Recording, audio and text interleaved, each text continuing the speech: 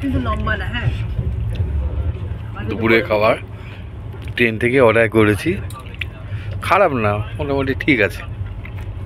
একটা ডবল ডিম এগ ভাত আর একটা হচ্ছে ভেজ ভাত।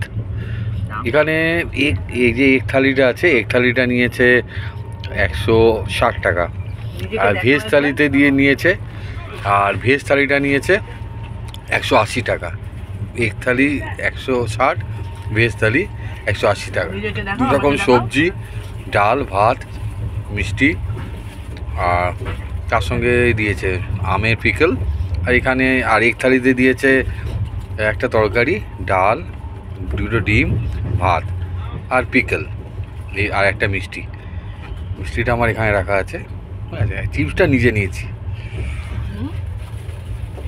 আমার এই ভিডিও চলবে না, আমার বড় ভিডিও। এটাই একটুখানি